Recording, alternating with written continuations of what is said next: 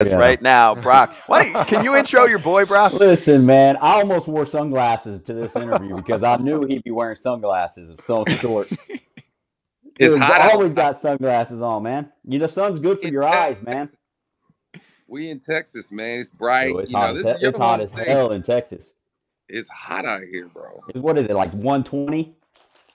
It's not as bad as yesterday. Yesterday was probably 115. You'd walk outside and it was immediate sweating. Today is walk outside and I give you a couple minutes and then it's sweating. So I'm gonna call them and tell them to open the roof for you tonight. That roof closed. We need a roof closed. How you guys doing? Man. What's up, Mookie? How you been, man? Man, I've been all right, man. I've been all right. How you been? I'm doing good, man. Enjoying this retired life, just coaching my kids and stuff, man. It's worse than playing, dude. I'm telling you right now, dude. Is it really? Oh, man. Nerve-wracking, yelling. My voice is gone for about 2 weeks. It's nuts, dude. Hey, Mook's not going to know what that feels like. He's still got about 12 more years on his side.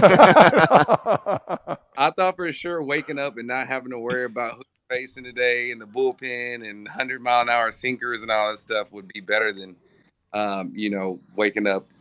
No, don't get me wrong. Don't get me wrong. You're right. You're 100% right. But I want to talk about the home run derby, man. Talk to me. Explain to me the new format, dude. It looked like everybody was absolutely drained, dude. Talk to me. What you think about? Show them what you got.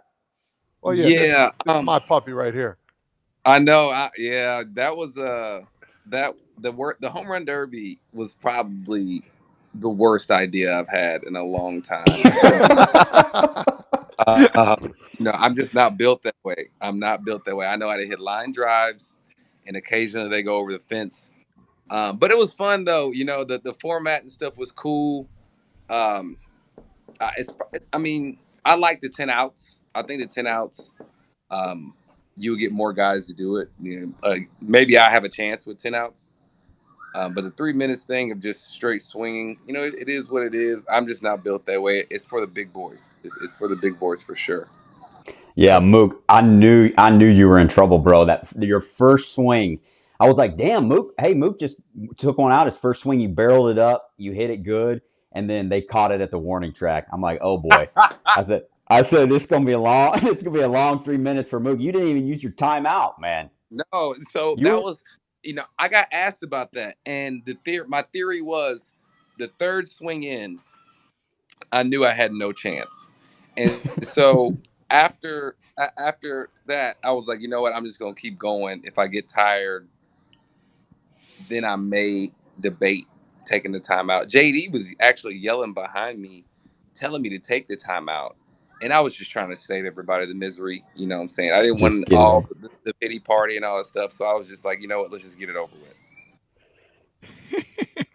with. When you did it, when you won, Todd, was it not the timer? No, right? It was the timer. It was the timer still? Yeah. That was the first year, wasn't it? You had to wait until the ball landed. I didn't like it. I was watching on TV. I want to see where the ball lands, bro. And we might have saw a handful. That was my biggest problem with it. I want to see how far guys were hitting the balls, and you couldn't see it. It's like, boom, boom. Well, I didn't like that. I didn't like that at all, man. There was one point I thought was very cool. Randy had hit a ball, a high homer, and by the time that ball landed, he had took 2 more swings. That's insane. And that's neat that he can do that. But to your point, yeah, you don't get to really watch the balls because they were just swinging really quick. Yeah, and what I would tell the MLB or whoever's doing, I'd say, listen, I like the 10 outs, but I would put a time limit on that. I'd be like, hey, listen, you got 4 or 5 minutes to finish this 10 outs. I think that would be a great thing to do as well, knowing that some guys, they dust their face off, they're like, time, they step out, or take 10 pitches, like Muncy or pitches, something. You know what I mean? I think that would be pretty sweet. Yeah, I'm not. Y'all do what y'all got to do. You're done. Huh? Which I'm pissed about because I asked Mook whenever he said he would do it. I asked Mook if I could throw to him, and he had already had a guy, and he goes, "Dude, if I ever do it again, you can throw to me." But he ain't. No, you ain't doing it again, dude. Not after that performance. No, yeah, I agree. I agree. I think I ruined it for everyone. Especially for people my size. If my son wants me to, I'll probably give him a strong case for a no. but I'm convincible. I'm convincible only from him though. That's what Trout said. Remember? Oh yeah. Trout said the same thing because we're trying to get him. He hasn't done it yet, and we were like, "How?" Todd was like, "How are you going to get involved?" And he was like, "If my son asks me, I'll do it." So I told my Texas wife to get his son to say something here, but exactly. We'll see how that goes. Exactly. Hey, Mookie, are you having fun hosting your own show this year for the first time? Yeah. You got On Base. Tell me about it and who you talking to, and are you getting guys to open up? I mean, we're doing some of that here, obviously, every day too, but you've gotten some superstars on there, and I think the sport needs more of this. Like, let's talk it out. We've got some of the best personalities in the world. Yeah, it's been awesome, man. Doing the podcast has been awesome because to your point, people don't really know baseball players. We don't get the cameras when we walk in with the showing our clothes, and we don't get just the access behind because we're at the field, 10 hours, and we're actually doing the opposite. We're running away from cameras, as the guys know when the media comes in, we're getting out of there, just because we don't want, we don't really want to do a whole lot of talking. And so being behind the camera with the guys, I feel like they kind of let their hair down a little bit. You get to kind of know them, see what makes them tick, and I think that's a huge part that fans need to see, because the same way these guys go into investment firms or whatever, right? Walmart, name your job. Whatever drives you is the same thing that drives us, And so I think it's neat to draw comparisons, and sometimes you get some info from people that you never would know, and I think it's neat. And so yeah, this thing it's been awesome. I've absolutely loved it. You bring up a good point. We've seen you in GQ magazine. We've seen you do some things. You're great with the clothing, opposite what I am. My wife still helps me out what I need to do. But how can we get baseball like more in tune from like the NBA and NFL? They watch you guys walk in with the clothing, with all that stuff, and how can we get that driven a little more? I know we play a lot more games and we get seen a lot more, but at the same time, baseball needs those stars to come out a little bit more, and we need to get that going a little bit because it's such a fascinating sport behind the scenes. Yeah, it is, man. Like, yeah, a lot of personalities. I think just guys got to be open to it. Baseball's had this, since I've been here, this thing where you just kind of play the game and you go home, do your family thing, and everything's off of a camera. Because we're behind a camera, we're playing in front of a camera for every day, pretty much of the season, and so. I think guys just got to open up more, be more open to showing their lives, showing their personalities and whatnot. I think the game will humble you for sure, but also I think there's a space to show your personality and show who you are and show what you're about, show the things that you want to do. Because baseball is hard, but also you don't want to wait until the end and then try to establish a life. I'm trying to do a little bit of both at the same time, and I feel like I can work and play baseball at the same time. It's very hard to do, but sometimes you got to do what you got to do.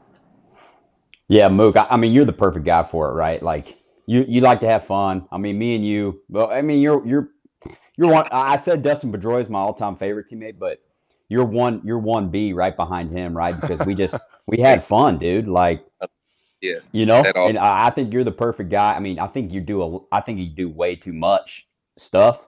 I think you need to take a chill pill every now and then and just relax. Just relax, dude. This guy's all over the place, man. Like you can't get a hold of him or nothing.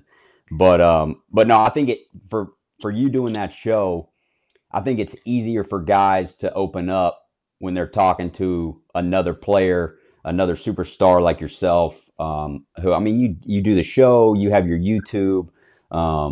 I mean, you're like I said, man, you do it all, and I think what you're doing for the game in your position. Obviously, I wanted to see you end your career in Boston, but there couldn't have been a better place for you to land than LA because you are so Hollywood, bro. Thank you, bro. No, I think at that point, Brock, like, if I stayed in Boston, I don't know that I would have started and been who I am today. Yeah.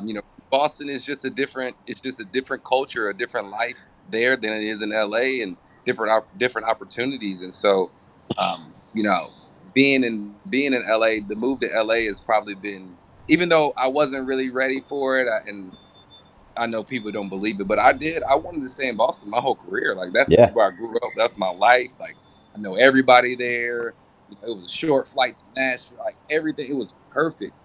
And you know, the All move right, so real happened. quick, let me Yeah. cut you off real quick. So if Red Sox offered you 10 for 365, what do you say?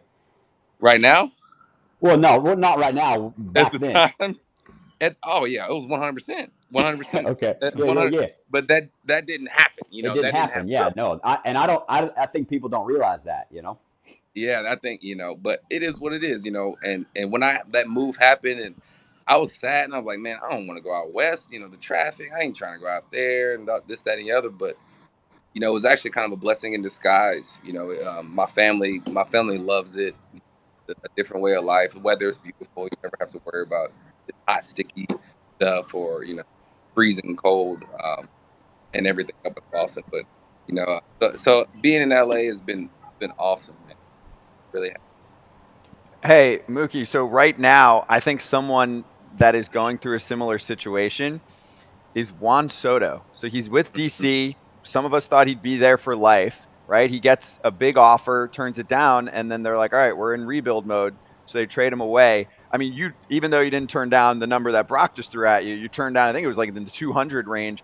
How crazy is it after that to play and not think about what you turned down? And obviously it worked out really well for you. But you know what I'm saying? Some guys, it's probably Yeah. hard to shake where you're like, damn, what was that number? All right, I got to hit 99 tonight. Yeah, yeah, no, it was really hard, but also really easy. Really hard because I seen the paper that they sent over with the numbers on it, and looking at that and seeing, okay, this is I'm good the rest of my life. That actually saying no to that was really really hard. But then when you take a step back, and you know, I have my agents are amazing, my family's amazing, and we had this plan this whole time. You know, we're gonna stick to it. We're gonna stick to it.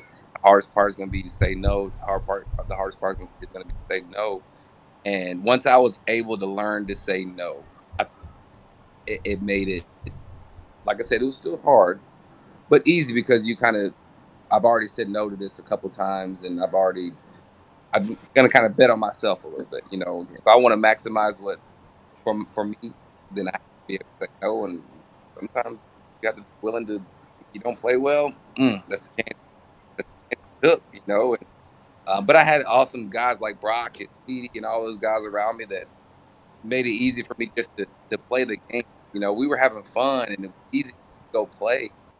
I think it broke up a little at the end. Did you hear Yeah, Oh, the I bro. end of the did. name? Sorry, Yeah. guys. So, No, you're service, good. you know, I got, you know, Sprint. You know what I'm saying? You know, Christmas. You know, so, Hey, you you didn't know, you Calling him didn't out hey, like you that. didn't pay for Wi-Fi there at the hotel or what? nah, I never do. I never do. I just, you know, I just thug it out.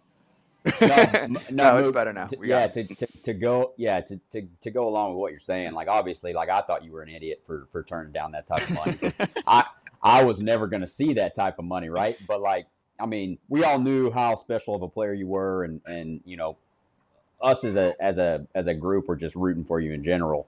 But dude, you bet on yourself, and it was a damn good bet, right? Like we throw out bets on this show all the time, and hell, dude, I couldn't be more proud of you, man. And I think you know that. And like I said, man, you've been one of my favorite teammates, one of my favorite friends that I've had in this game. And you know, I I'm happy for you, bro. And I love that you love it in LA, and that your family loves it, and it's fun to watch, man.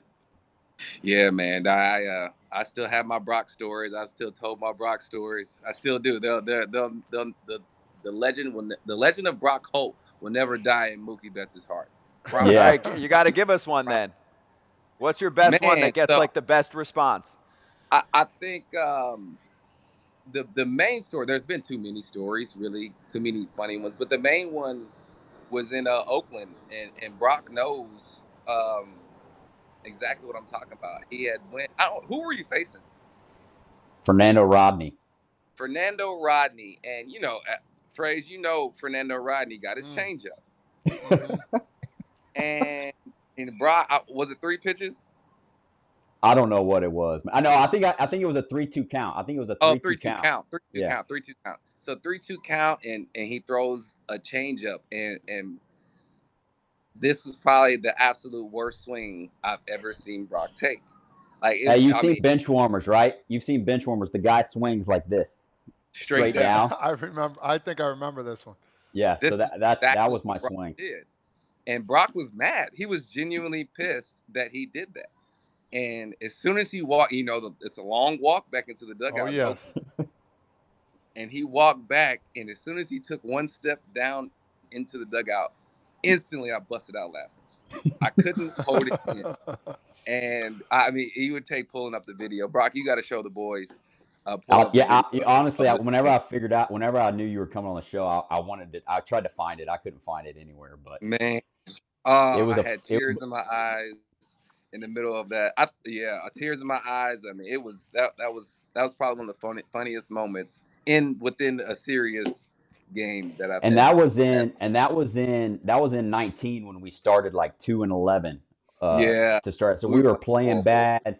Like Griff had scratched my eye and I couldn't see anything, and I was trying to play.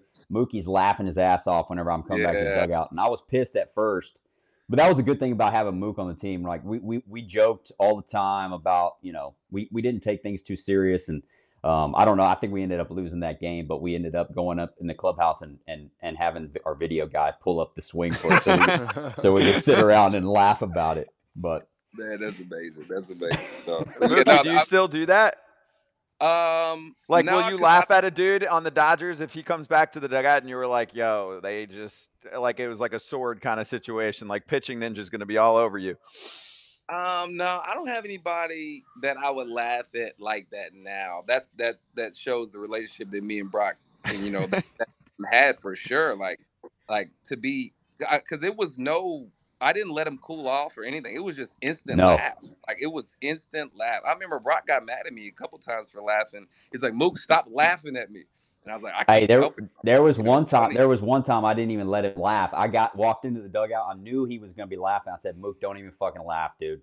Like, I don't want to hear it after this one, right? Like, I already knew it was coming. I wasn't in the mood. Like, Mook, don't do it.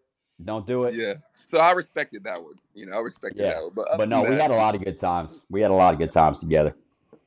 Hey, Mook, I want to bring you back to your younger days, playing Little League Baseball, man. I think if I noticed right, your mom was your first coach, right, back in the day? Mm-hmm. Yes, sir. Answer me this. How has she inspired you to be the baseball player you are and to be the person you are? Because that's unbelievable. Have your mom being your first coach. Usually you think about it, it's like an old man or somebody else, but your mom was on your ass all day. So I love every second about that.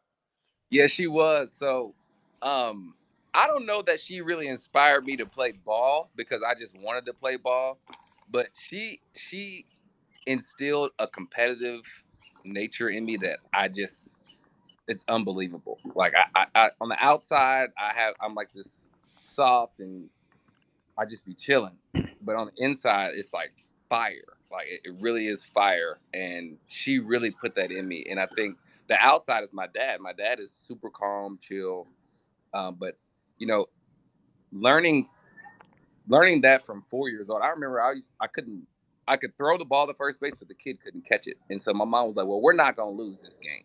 So every ball you get, you run over there and touch first base. You run and tag. You run and do this, that, and so like that's kind of what she put in me, and it like she still does it now. I mean, she like if we're losing or something, she tells me, "Move, come on, let's go. You need to take over the game. You need to do this, that, and the other." And I'm like, "Mom, there's other professionals out here as well. Their mom probably did the same thing, and so, but that's what she does, man. And even like when we go bowling is the main thing where she gets super, super competitive, and she still tries to teach me and all that other stuff. I'm like, Mom, I don't even know why you still trying to teach me how to bowl, but that's the competitive nature is what I remember the absolute most. I mean, 4 years old and she's pissed about losing games and all this other stuff. I'm like, at the time it was awesome, but now looking back on it, I'm like, Mom, we were 4.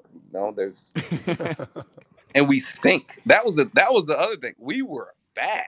I mean, I think we only won like one or two games out of, I don't even know how many games we played. And so, but being super, super competitive on a losing team like that had 0% chance of winning anything, that's what I took home the most.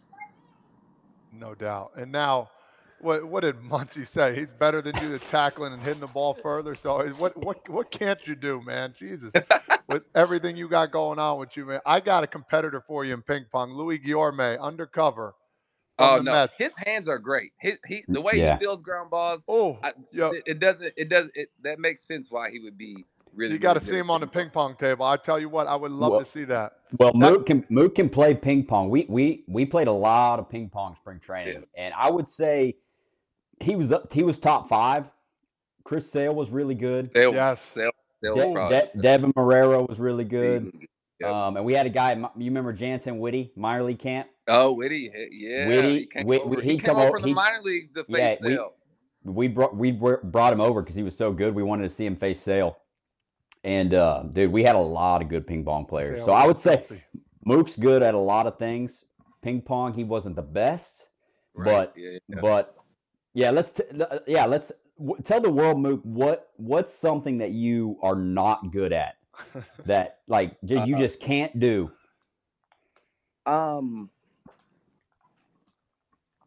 Look at him. He's got to think for a while. He can't even think of something. I'm not sure because if I can't do it, I'm probably not trying to do it. If that makes sense, you know what I'm saying? So if I go to play golf, and I realize I'm not good at golf, I'm not going to keep playing golf. And that's one thing my mom always said. She was like, "Mook, most parents are like, hey, if you're not good at something, keep working hard at it, and eventually you'll get good at it." My mom was like, "If you're not good at something, find something else." Do something you're good at. That's really good advice. Yeah. So that's top 5 Diana quotes for sure. Find something else. That's what I'm gonna tell my son, man. Hey, you're not good at that, bro. You need to find something else. I feel like that's actually really good real talk from faces in the sport. Mm-hmm. You're talking to a kid's camp or something, and you're like, guys, have a great time out here. And if you're not good at it, there's a billion other things in the world that you can try. Yeah, exactly. So to answer my question, Mook is not good at anything. I do. That he does. So he's just not going to do it if he's not good at it. Right. If you see me go, I'm not going to go play hockey or ice skate or something. I'm not good at it. So I'm not going to get on the ice skates. I just would say, I'll go watch you though.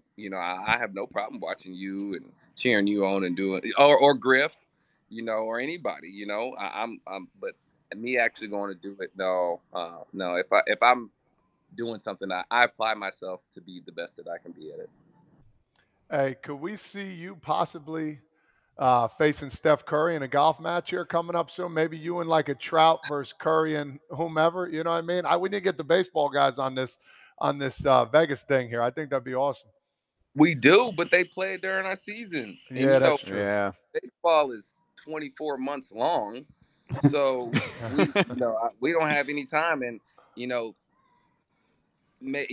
in 10 years when me and Trout are done playing, then yeah, but until then, I'll be swinging this little white thing coming over the plate. Damn, that would be something. Hey, Mookie, if you're, I know because you talk about stuff like this on your show. If you're commissioner for a day, what do you want to do right now in the sport? It could be a rule. It could be something like business-wise, marketing, whatever, right? I'm giving you the job for the day. What's something that you want to do where sometimes you're out there and you're like, man, I wish we did this in our sport?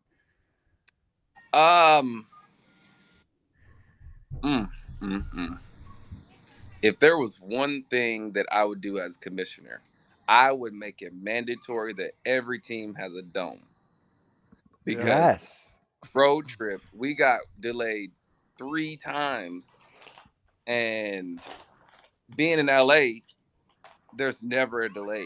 You just play. When there's a 7-10 game, you're playing at 7-10.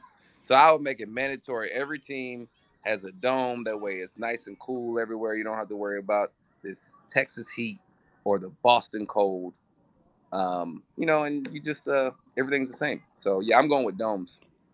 Dude, so we're in New York, Todd Father and me in the New York, New Jersey area, and it's when the Mets and the Yanks put up their new ballparks, I'm like, you guys are so rich. You can't put a freaking retractable. Now Steve Cohen wants to put one on after the fact, but it's difficult to pull off. And I'm like, we have weather issues all the time up here. It sucks. It's a good call. Hey, Mook didn't like the cold either. When it was cold in Boston, this dude had like 3 pairs of batting gloves on. Like I always he was, 2 batting gloves, 2 lizard skins. I mean, his bat was like this thick, and he was still pulling balls in the left-handed batter's box off the monster. I'm telling you though, you want to piss off a fan base, have them sit through nowadays a 6-hour rain delay or something like that in a playoff game where you paid big dough. You know? Yeah, brutal. 100%. It happened with the Yanks a few times last year. Yeah, I'm telling you, I know it's expensive. But I think that should be implemented. It's worth it. I'm with you. 7-inning games. No. The doubleheader for sure. Yeah, all right, doubleheader for the sure. 7-inning doubleheaders. I'm big on 7 innings. See you later. I'm cool with 7-inning games too. I'm cool with all that. Like the 7-inning doubleheaders, you felt like you played one game. No doubt. So, no doubt. 7-inning games would be amazing. It would just be kind of hard when you get like, one of the star pitchers that we have, Ohtani, going 7 inning game. That's a problem. But it is what it is.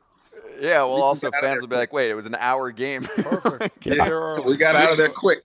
I don't think anybody complained about it.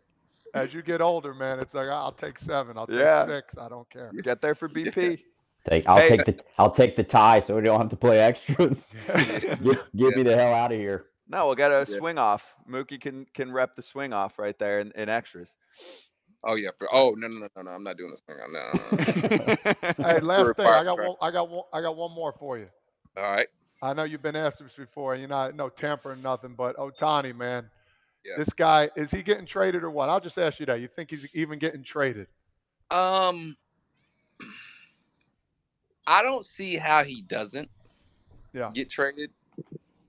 But to the owner's point, like I can't be the one that traded, the best player probably maybe they ever played the game, right?